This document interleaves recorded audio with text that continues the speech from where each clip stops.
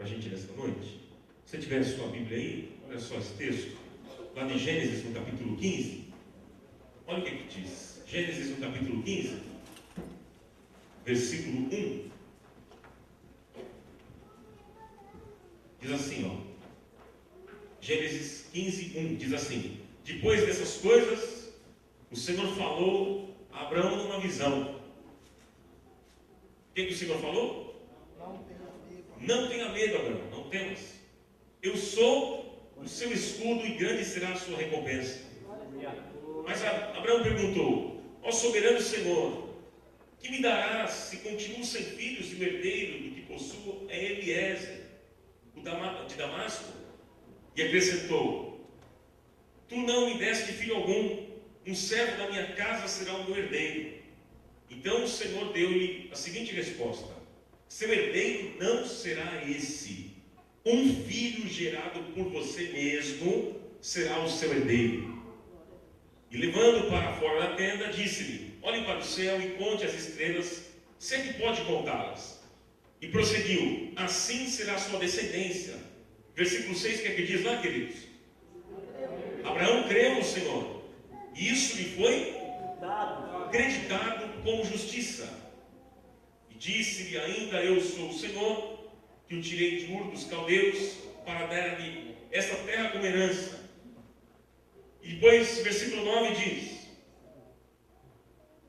respondeu o Senhor: traga-me uma novilha, uma cabra e um carneiro, todos com 3 anos de vida, e também uma rolinha e um pombinho. E Abraão trouxe todos esses animais, cortou-os ao meio e colocou cada metade em frente à outra. As aves, porém, ele não cortou. Nisso as aves de rapina começaram a descer sobre os cadáveres, mas Abraão as enxotava.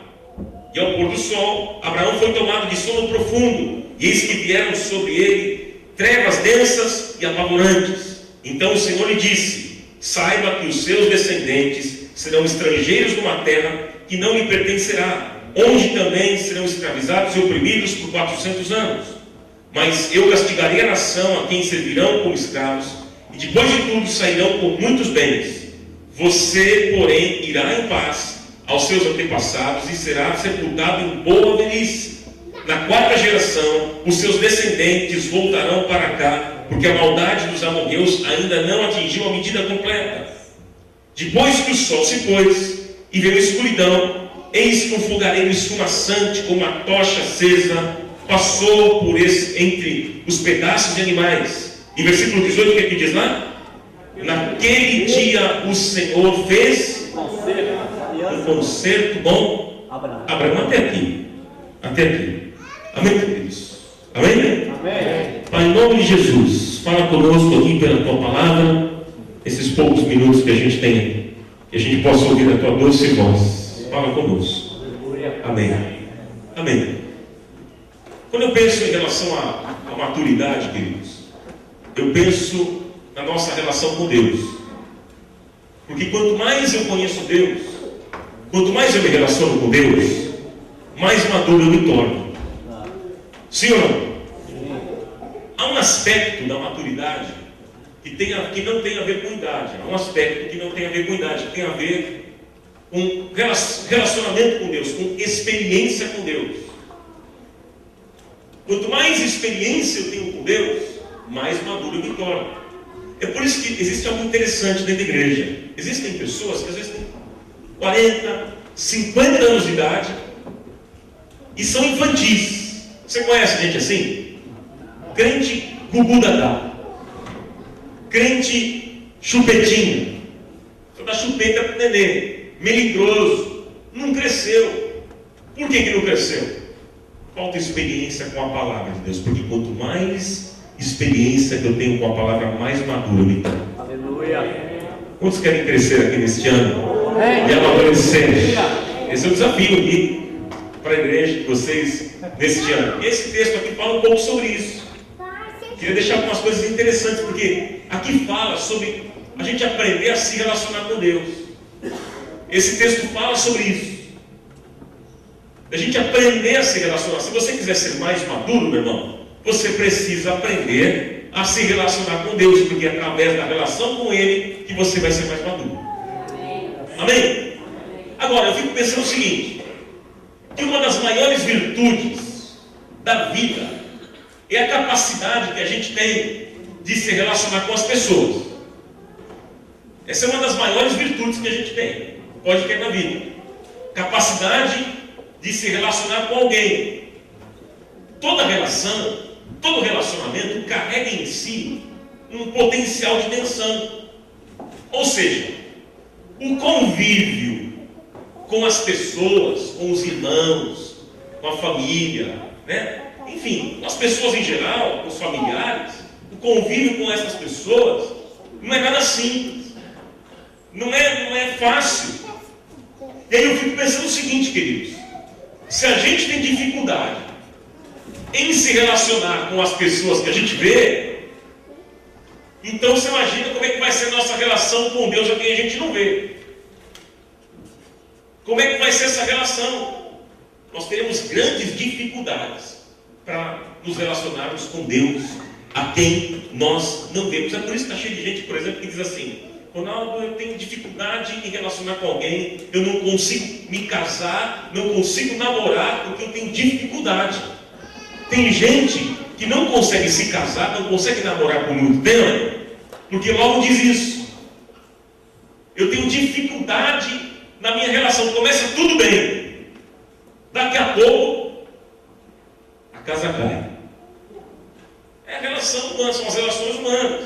Então, se você tem dificuldade em se relacionar com pessoas que você vê, você terá muitas dificuldades em se relacionar com Deus a quem você não vê. Por que isso? Eu estou dizendo, porque a nossa relação com Deus não é nada simples, gente.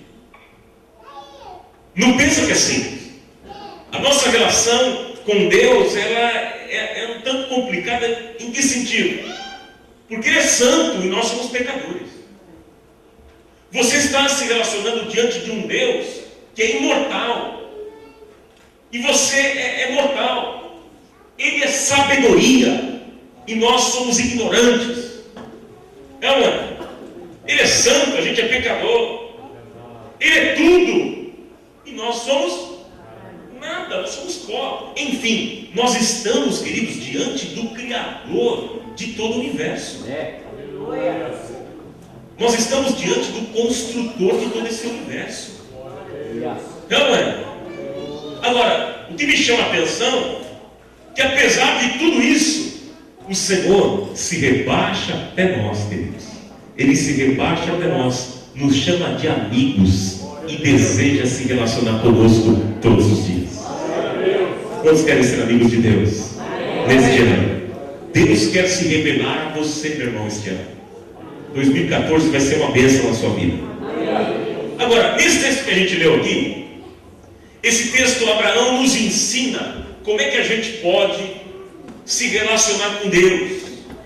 A Bíblia diz que Abraão era amigo de Deus. Quem Abraão era, gente? Amigo de Deus. Diz lá, por exemplo, lá em Isaías 48, diz assim: mas tu, ó Israel, servo meu, tu Jacó, a quem elegi, descendente de Abraão, o meu amigo. Deus fala. Abraão era o amigo de Deus. Aí eu fico pensando aqui comigo, como é que acontece então um processo, queridos, de homens mortais e pecadores se relacionarem com um Deus imortal e santo? Como é que é esse processo? Como é que a gente pode entender isso? E aí, diante disso, dentro desse texto aqui, me vem 4 atitudes importantes no que diz respeito à nossa relação com Deus. Quantos querem crescer e amadurecer este ano aqui? Existem 4 atitudes importantes para a gente pensar aqui nessa noite, se você neste ano deseja isso para a sua vida. E logo de cara eu vou dizer as 4: ouvir, crer, confiar e permanecer. Ouvir, crer, confiar, permanecer. Vamos repetir? Vamos lá. Ouvir, crer, confiar, permanecer. Se você não entender nada daqui para frente do que eu vou falar, meu irmão, pelo menos essas 4 coisas aqui. Para você crescer e amadurecer esse ano, o que você precisa? Ouvir, crer, confiar, amadurecer. E permanecer. Essas 4 coisas eu vou falar de maneira um objetivo com vocês aqui para a gente orar nesta noite. Como é que eu posso então crescer? Como é que eu vou amadurecer? Como é que eu posso manter um relacionamento íntimo com Deus? Primeiro é ouvir. Ouvir o quê? Ouvir a voz de Deus. Ouvir a voz de Deus. É o versículo 1. Ou seja, queridos, a gente não pode olhar para as circunstâncias difíceis da vida e permitir que essas circunstâncias difíceis alterem a percepção de quem Deus é. Porque Deus não mudou. Eu gosto muito de uma frase que diz assim, ó: nunca questione nas trevas aquilo que você aprendeu sobre Deus na luz. Nunca questione nas trevas aquilo que você aprendeu sobre Deus na luz. Ou seja, tudo aquilo que você aprendeu sobre Deus enquanto tudo estava bem na sua vida, meu irmão, é a mesma coisa. Não mudou. O que mudou foi a circunstância. De repente, a circunstância não é mais a mesma que você vive hoje em relação a alguns anos atrás. As circunstâncias podem mudar, as pessoas podem mudar, mas o Senhor não muda. Ele é o mesmo ontem, hoje e será para sempre. Glória a Deus. Então a gente não pode permitir, queridos, nós não podemos olhar para as circunstâncias difíceis da vida e permitir que elas alterem a percepção de quem Deus é, porque Deus não mudou. Deus continua o mesmo. Você veja lá no versículo 1, Deus disse o quê? Não temas, Abraão, eu sou o teu escudo e grande será a tua recompensa. Aí Abraão, do outro lado, teve uma reação humana e uma resposta diante disso. Ele pergunta, na verdade, né? Ele diz, lá no versículo 2, Senhor, o que o Senhor pode me dar? Como é que essa promessa vai se cumprir na minha vida? Sendo que o herdeiro da minha casa não tem um filho, o herdeiro é meu empregado. Como é que isso vai se cumprir na minha vida? Então, aqui nesse versículo, queridos, eu encontro duas vozes: a voz de Deus e a percepção humana diante da fala de Deus. Parece que existem duas cláusulas meio conflitantes.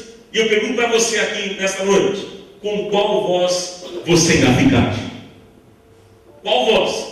Você vai ficar com a voz de Deus, que diz que vai te abençoar? Ou você vai ficar com as circunstâncias que estão dizendo que a tua bênção não vai chegar? Com qual voz você vai ficar? Hã? O que é o relacionamento com Deus? O relacionamento com Deus é a determinação do nosso coração com qual voz a gente vai ficar. Com qual voz nós iremos ficar, queridos? E a gente vai ficar com qual voz? E Abraão, aqui nesse texto, ele decidiu ficar com a voz de Deus. E aí, a partir de então, ele vai se tornando o amigo de Deus. O amigo de Deus. Que desafio, queridos. Eu vejo que Abraão, ele não decidiu ficar com a realidade, mas ele decidiu ficar com a promessa de Deus. Meu irmão, deixa eu dizer uma coisa para você. Mesmo que a sua realidade hoje seja uma realidade complicada, difícil, onde as circunstâncias estão dizendo que você não vai chegar, onde as circunstâncias estão dizendo que você não vai conseguir, você precisa decidir nessa noite a ficar com a promessa de Deus e se apoiar na promessa de Deus na sua vida. Se apoie na promessa de Deus na sua vida. Onde é que você tem se apoiado? Na realidade que é incompreensível, ou você tem se apoiado na voz de Deus, que é uma voz real? Se lembre do seguinte: nunca se esqueça, meu irmão, que Ele vela pela sua palavra para que se cumpra. Jeremias 1:12. Se Ele prometeu, Ele vai cumprir. Se Ele falou que vai fazer, então Ele vai fazer. E se você quiser amadurecer, se você quiser se tornar amigo de Deus, você precisa aprender a ficar com a voz de Deus, com as promessas dele, e não com as circunstâncias contrárias, as circunstâncias difíceis da vida, porque no tempo certo, na hora certa, do jeito certo, a porta certa vai se abrir e Deus vai te abençoar. Quantos creem nisso? Amém. Sabe qual é o nosso grande problema? Quando a gente enfrenta uma situação difícil na vida, a gente pergunta para todo mundo o que a gente vai fazer, mas a gente não pergunta para aquele que tem a resposta certa sobre todas as coisas. Será que a dificuldade que você está enfrentando, você já perguntou para Deus o que é que Ele pensa em relação ao que você está passando? Porque a Bíblia diz assim, que o homem traça os seus planos, mas a última palavra, a resposta certa vem de onde? Deus. Vem dos lábios do Senhor. Então todo mundo pode dar opinião. Os médicos, seus vizinhos, os membros da igreja, sua família, mas saiba do seguinte: fique com a voz de Deus, porque Ele tem a última palavra sobre a tua vida. Amém? Então a primeira coisa que a gente vai fazer, o que é mesmo, queridos? Ouvir o quê? A voz de Deus. Segunda coisa que eu vou deixar para o teu coração. O que é? Você lembra? Primeiro é ouvir. Segundo é? Crer no quê? Crer na palavra de Deus. Nós precisamos crer onde? Versículo 3 e 4. As palavras de Deus, queridos, elas não podem ser entendidas de forma distorcida. Quando Deus fala, é o que Ele está querendo dizer mesmo. Quando Deus fala conosco, não há meias palavras, não há falta de clareza. E aqui nesses dois versículos, Deus estava dizendo para Abraão, em outras palavras, que Abraão não entendesse a promessa dele, na vida de Abraão, de uma maneira distorcida. Então ele estava dizendo lá, em Abraão, versículo 4, aquilo que eu disse que vai acontecer, promessa que eu tenho para você, vai acontecer do jeito que é para acontecer. Não entenda aquilo que eu tenho para você de maneira distorcida. O que eu tenho para você, o que eu falei que eu vou te dar um filho, vai ser um filho mesmo, e não um jeitinho que eu vou dar para você alcançar a minha promessa. Amém, queridos? É isso que Deus estava dizendo. Então o que eu posso entender disso, queridos? Que o milagre de Deus não precisa da ajuda do homem, pois quando o Senhor opera o milagre, nós sabemos que chegou o milagre. Aleluia. Quando Deus opera o milagre, você não precisa da ajuda de pastor, apóstolo, missionário, que mais? Pai bosta, esse? Patriarca. Já está chegando. Vice-Deus. É que hoje em dia a coisa vai indo, né? Mas entenda isso, que o milagre de Deus na sua vida não precisa do jeitinho do homem. Porque o milagre de Deus, queridos, quando tiver que acontecer, vai ser um milagre real. Do jeitinho que é para acontecer. Quando o milagre de Deus acontecer, será do jeito certo. Da maneira certa que vai acontecer. É interessante, porque Abraão e Sara já eram avançados em idade. Sim ou não? Podiam conceber filhos, humanamente falando. Mas no texto aqui mostra que Deus disse para ele esperar na promessa, porque o milagre que fosse acontecer seria um milagre verdadeiro. Então Abraão espera, porque o milagre que vai acontecer na sua vida vai ser um milagre verdadeiro, não um jeitinho. Fique tranquilo, Abraão. Então isso é fé. O que é fé? Fé é descansar em Deus, queridos. Descansar em Deus o tempo que for necessário. O que é fé? O tempo que for necessário, queridos. Todos nós aqui temos promessas de Deus para a nossa vida nesse dia. Todos nós. Olha, você tem promessa de Deus para a sua vida, para a sua casa, para a sua família, para os seus negócios. Você tem promessa de Deus para o seu ministério. Deus quer usar você poderosamente, eu creio nisso.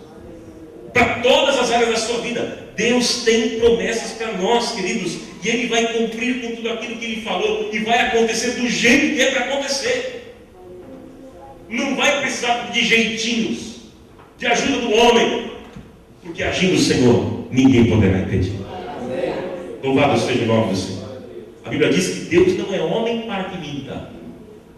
Ou seja, Deus não pode ser comparado com o homem. Deus não é homem. Diga isso, Deus não é homem. Deus não pode ser comparado com o ser humano. Porque Deus é de uma palavra só. É o sim, sim, o não, não. Porque se ele não for assim, ele deixa de ser Deus. Se ele for mentiroso, ele deixa de ser Deus. Mas tudo aquilo que Deus fala é sempre o sim, sim, o não, não. É o sim e o amém. Louvado seja o nome do Senhor. Então, duas coisas. Primeiro, o que nós precisamos? Ouvir a voz. Segundo, crer na palavra. O terceiro desafio para nós aqui neste ano é confiar. Confiar no Deus da palavra. Primeiro nós precisamos crer na palavra, e agora é confiar no Deus da palavra. Amém? Olha, gente, crer sem evidências alguma é a prova de que eu creio no caráter de Deus. Crer sem evidências alguma na nossa frente é a prova que eu creio no caráter de Deus. Por que eu estou dizendo isso?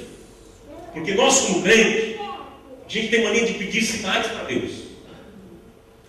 Deus, manda um sinal. Quantos aqui já pediram um sinal para Deus? Não, pode ser sincero, irmão. Pode ser sincero. Eu já pedi. E você não pede ainda? Fala a verdade, irmão. Todos nós somos assim. A gente pede sinais para Deus. Mas sabe, queridos, crer sem evidências é a prova de que eu creio no caráter de Deus. Muitas vezes a gente pede sinal para Deus. Senhor, me dá um sinal para eu poder crer nas suas promessas. Eu sou meio que nem Tomé. Eu preciso ver para crer.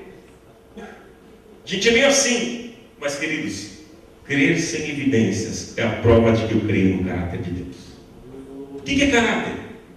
Caráter é quando as minhas ações coincidem com as minhas palavras, e quando as minhas palavras coincidem com as minhas ações. Isso é caráter. E Deus é um Deus de caráter. Hã? Agora, gente, percebe que nesse texto aqui, ó, não tinha sinal concreto nenhum para Abraão crer. Tinha. Não tinha anjo descendo, não tinha fogo do céu caindo. Sabe aquela visão dos filmes de Spielberg? Raios de luzes, fogo. Não tinha nada. Não tinha trovão. Não tinha manifestações angelicais. A única coisa que aconteceu aqui, está no versículo 5, foi que Deus disse assim para Abraão: olha só, Deus chega para ele e fala assim: Abraão, a única coisa, olha para o céu e tente contar as estrelas.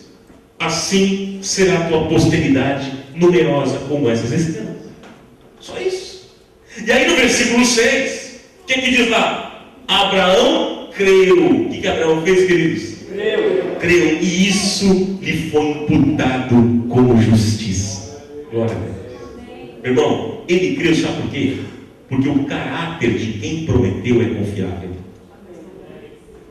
Isso faz toda a diferença. E é justamente isso que é fé. Fé, gente, não é a gente acreditar em coisas absurdas.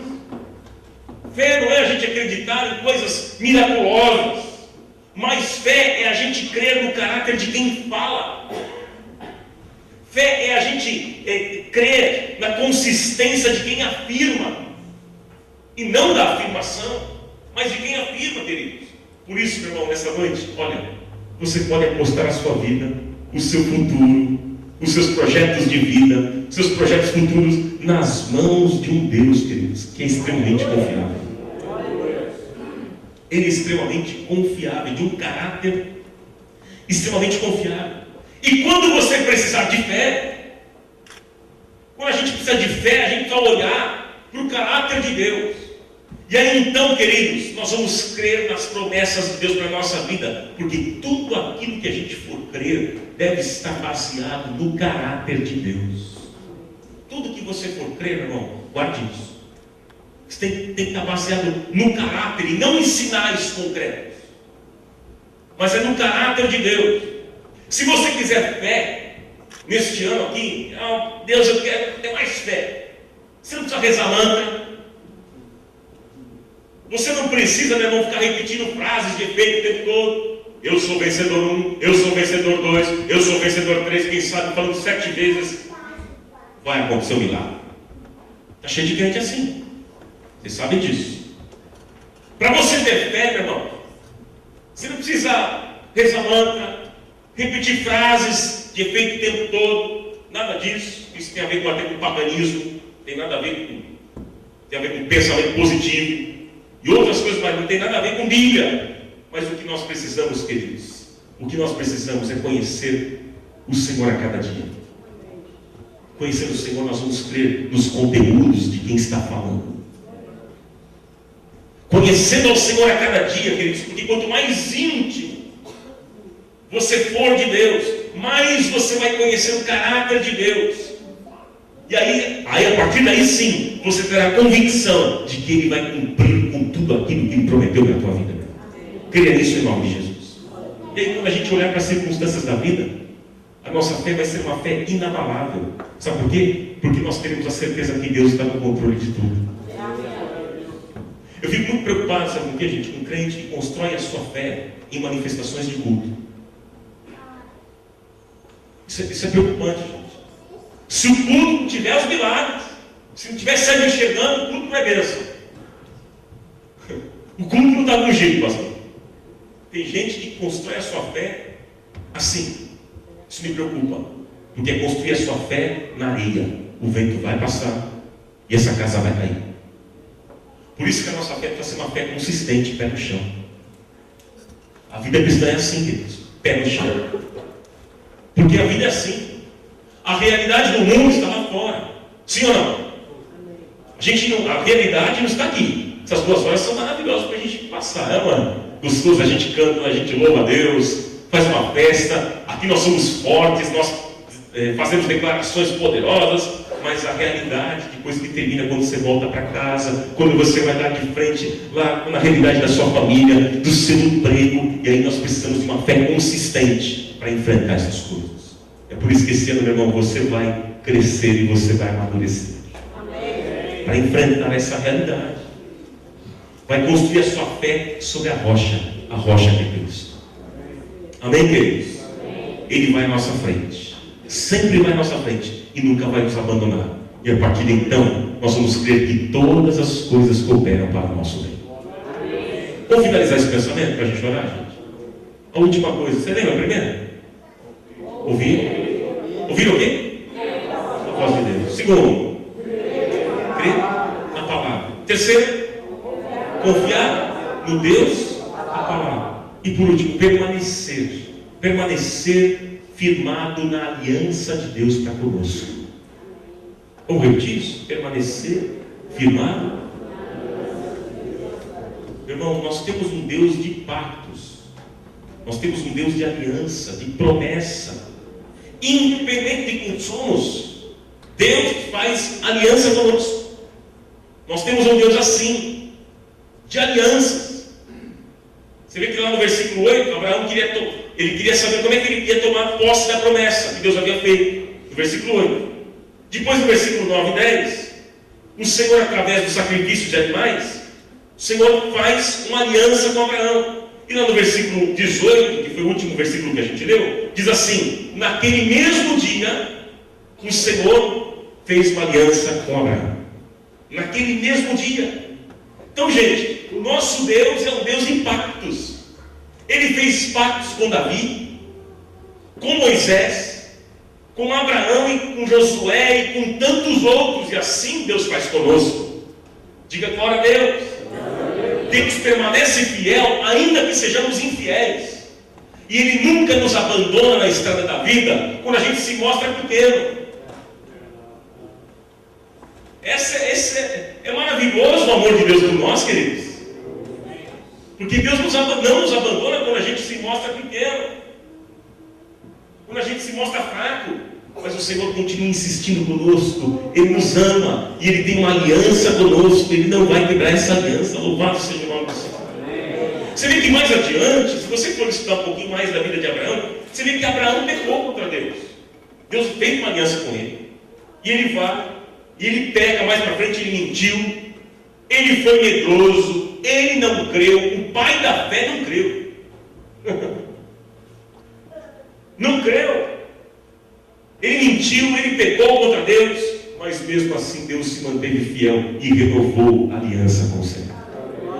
O Senhor renovou a aliança com Abraão. E assim Ele faz conosco. Sabe o que eu penso, gente? Que muitas vezes a gente tem uma ideia, sabe do quê? Que as bênçãos de Deus chegam até nós através dos méritos. Isso é um grande equívoco, gente. Porque se você é abençoado, não é porque você merece, é porque a graça de Deus tem te alcançado. Se você tem sido abençoado, os músicos podem vir, é porque a graça de Deus tem te alcançado dia após dia.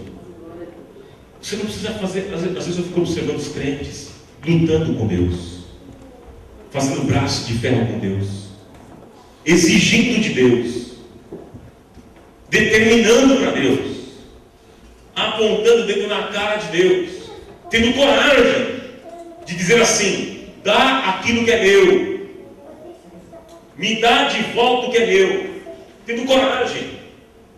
Isso é uma arrogância, uma prepotência satânica do homem achar que ele pode enquadrar Deus e exigir alguma coisa de Deus. Mas sabe o desafio para nós essa noite, queridos? Sabe qual é? Se a gente for bater na porta de Deus, não é para exigir de Deus nada, mas é para dizer: Senhor, não me trate segundo aquilo que eu mereço, mas me trate segundo a tua bondade, o teu amor, tua fidelidade, tua misericórdia, porque as misericórdias do Senhor não têm fim, elas se renovam a cada manhã, porque grande é a tua fidelidade. Louvado seja o nome do Senhor, amados. Deus é um Deus que faz promessas. Esteja firmado nas promessas de Deus, na aliança que Deus tem com você e com a sua casa. As últimas palavras de Davi, ele disse assim: ainda que a minha casa não esteja tal para com Deus, contudo o Senhor estabeleceu comigo uma aliança, e ao seu tempo Ele vai ordenar todas as coisas. Isso que Davi disse. Ainda que a minha casa não esteja bem ainda, não esteja perfeita. Há limitações na sua casa? No seu lar, na sua... Tem limitações ou não? Pois ainda que a sua casa tenha limitações para com Deus, contudo, Ele estabeleceu uma aliança com você. E ao seu tempo, tempo dele, Ele vai ordenar todas as coisas. E a bênção do Senhor vai se manifestar na sua vida. Em nome de Jesus. Que se cumpra esta palavra na sua vida e na sua casa no ano de 2014. Em nome de Jesus. Amém. Aplaudir ao Senhor.